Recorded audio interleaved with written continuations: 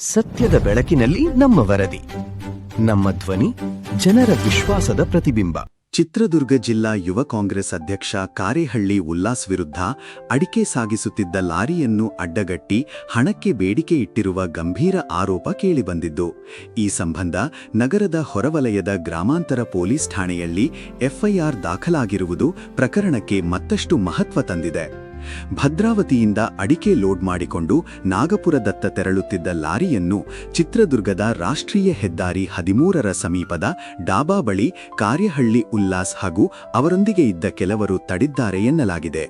ಬಳಿಕ ಲಾರಿ ಚಾಲಕನನ್ನು ಬೆದರಿಸಿ ವಾಹನದ ಮಾಲೀಕರಿಗೆ ಕರೆ ಮಾಡಿ ಹಣ ನೀಡುವಂತೆ ಒತ್ತಡ ಹೇರಲಾಗಿದೆ ಎಂದು ಅಡಿಕೆ ವ್ಯಾಪಾರಿಗಳು ಹಾಗೂ ರೈತರು ಆರೋಪಿಸಿದ್ದಾರೆ. ಲಾರಿ ಚಾಲಕನೊಂದಿಗೆ ಅನುಚಿತವಾಗಿ ವರ್ತಿಸಿ ಹಣ ನೀಡಿದ ಬಳಿಕವೇ ವಾಹನವನ್ನು ಬಿಡುವುದಾಗಿ ಬೆದರಿಕೆ ಹಾಕಲಾಗಿದೆ ಎಂಬ ಆರೋಪವೂ ಕೇಳಿಬಂದಿದೆ. ಈ ಘಟನೆಗೆ ಸಂಬಂಧಿಸಿದಂತೆ ದೂರು ದಾಖಲಾಗಿದ್ದು, ಗ್ರಾಮಾಂತರ ಪೊಲೀಸ್ ಠಾಣೆಯಲ್ಲಿ ಎಫ್ಐಆರ್ ದಾಖಲಿಸಿರುವುದಾಗಿ ತಿಳಿದುಬಂದಿದೆ. ಈ ಬೆಳವಣಿಗೆಯ ಬಗ್ಗೆ ರೈತ ಮುಖಂಡರು ತೀವ್ರ ಆಕ್ರೋಶ ವ್ಯಕ್ತಪಡಿಸಿದ್ದು, ರೈತರ ಶ್ರಮದ ಫಲವಾದ ಕೃಷಿ ಉತ್ಪನ್ನಗಳನ್ನು ಸಾಗಿಸುವ ವಾಹನಗಳನ್ನು ತಡೆದು ಹಣ ವಸೂಲಿ ಮಾಡಲು ಯತ್ನಿಸುವುದು ಖಂಡನೀಯ ಕೃತ್ಯ ಎಂದು ಹೇಳಿದ್ದಾರೆ. ಇಂತಹ ಘಟನೆಗಳು ವ್ಯಾಪಾರಿಗಳು ಹಾಗೂ ರೈತರಲ್ಲಿ ಆತಂಕದ ವಾತಾವರಣ ಸೃಷ್ಟಿಸುತ್ತವೆ ಎಂದು ಅವರು ಅಭಿಪ್ರಾಯಪಟ್ಟಿದ್ದಾರೆ. ಯುವಕರಿಗೆ ಮಾರ್ಗದರ್ಶನ ನೀಡಬೇಕಾದ ಜವಾಬ್ದಾರಿಯ ಸ್ಥಾನದಲ್ಲಿರುವ ವ್ಯಕ್ತಿಯ ವಿರುದ್ಧ ಇಂತಹ ಆರೋಪಗಳು ಕೇಳಿಬರುತ್ತಿರುವುದು ದುರದೃಷ್ಟಕರ ಸಂಗತಿ. ಸಾರ್ವಜನಿಕ ಜೀವನದಲ್ಲಿರುವವರು ಕಾನೂನಿನ ಚೌಕಟ್ಟಿನೊಳಗೆ ನಡೆದುಕೊಳ್ಳಬೇಕಿದ್ದು, ಸಮಾಜದಲ್ಲಿ ಉತ್ತಮ ಮೌಲ್ಯಗಳನ್ನು ಬೆಳೆಸುವ ಜವಾಬ್ದಾರಿ ಅವರ ಮೇಲಿದೆ ಎಂದು ರೈತ ಮುಖಂಡರು ತಿಳಿಸಿದ್ದಾರೆ. ಪ್ರಕರಣದ ಕುರಿತು ಪೊಲೀಸರು ನಿಷ್ಪಕ್ಷಪಾತ ಮತ್ತು ಸಮಗ್ರ ತನಿಖೆ ನಡೆಸಿ ಸತ್ಯಾಸತ್ಯತೆ ಹೊರತೆಗೆದು ತಪ್ಪಿತಸ್ಥರ ವಿರುದ್ಧ ಕಾನೂನು ಕ್ರಮ ಜರುಗಿಸಬೇಕು. ರೈತರು, ವ್ಯಾಪಾರಿಗಳು ಹಾಗೂ ವಾಹನ ಚಾಲಕರ ಸುರಕ್ಷತೆಗೆ ಆದ್ಯತೆ ನೀಡಿ ಇಂತಹ ಘಟನೆಗಳು ಮರುಕಳಿಸದಂತೆ ಕಟ್ಟುನಿಟ್ಟಿನ ಕ್ರಮ ಕೈಗೊಳ್ಳಬೇಕು ಎಂದು ಒತ್ತಾಯಿಸಲಾಗಿದೆ. ಇವತ್ತು ಅಡಿಕೆ ಬೆಳೆಗಾರರು ಸಂಕಷ್ಟದಲ್ಲಿದ್ದಾರೆ. 62,000 65,000ದಿಂದ ಅಡಿಕೆ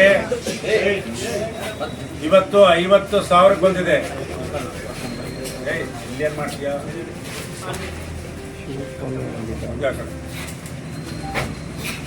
ಇವತ್ತು ಅಡಿಕೆ ಬೆಳೆಗಾರರು ಸಂಪೂರ್ಣ ಸಂಕಷ್ಟದಲ್ಲಿದ್ದಾರೆ. ಸುಗ್ಗಿ ಕಾಲದಲ್ಲಿ 65,000 ರೂಪಾಯಿ ಕ್ವಿಂಟಾಲ್ ಅಡಿಕೆ ಇತ್ತು, ರಾಶಿ ಅಡಿಕೆ. ಇವತ್ತು 50,000ಕ್ಕೆ ಬಂದು ತಲುಪಿದೆ.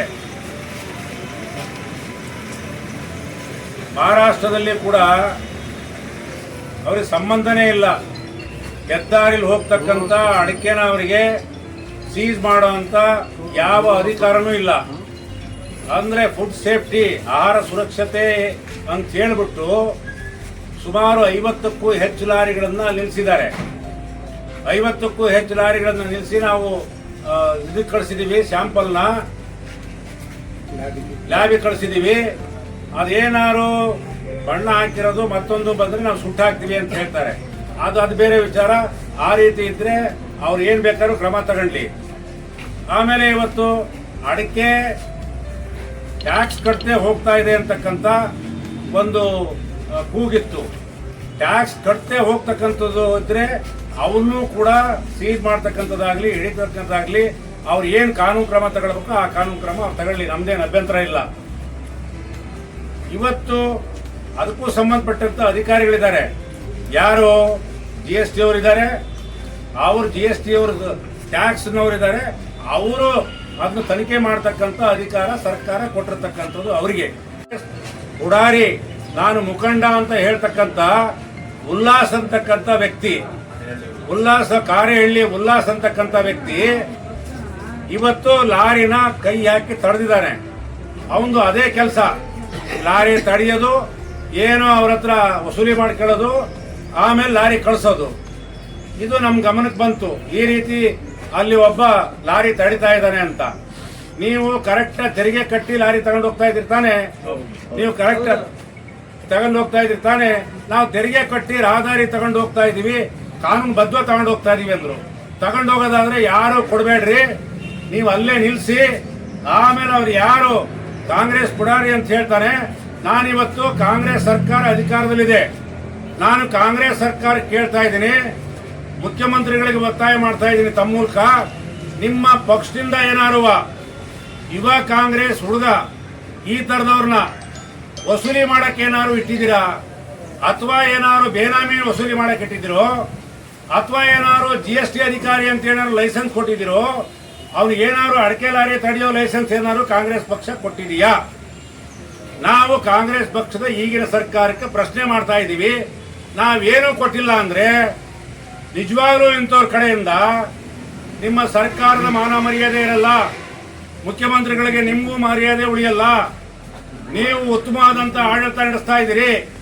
ಆದ್ರಿಂದ ಇಂಥ ಪುಡಾರಿಗಳನ್ನ ತತ್ಕ್ಷಣದಿಂದ ಕಾಂಗ್ರೆಸ್ನಿಂದ ಒದ್ದು ಹೊರಗೆ ಹಾಕಿ ಉಚ್ಚಾಟನೆ ಮಾಡ್ರಿ.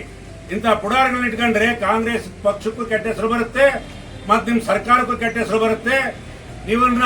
ನೀವೇನಾದ್ರು ಹೊರಗೆ ಹಾಕ್ತಾ ಹೋದ್ರೆ ಮುಂದಿನ ದಿನಗಳಲ್ಲಿ ರಾಜ್ಯಾದ್ಯಂತ ಎಲ್ಲಾ ಜಿಲ್ಲಾಧಿಕಾರಿಗಳ ಕಚೇರಿ ವಿರುದ್ಧನೂ ಕೂಡ ಈ ಉಲ್ಲಾಸ್ ಅನ್ನೋ ವ್ಯಕ್ತಿನ ನೀವು ಕಾಂಗ್ರೆಸ್ ಪಕ್ಷದಿಂದ ಉಚ್ಚಾಟನೆ ಮಾಡದೆ ಹೋದ್ರೆ ನಾವು ಚಳವಳಿ ಮಾಡ್ತೀವಿ ಸರ್ಕಾರದ ಎದುರುಗಡೆನಾ.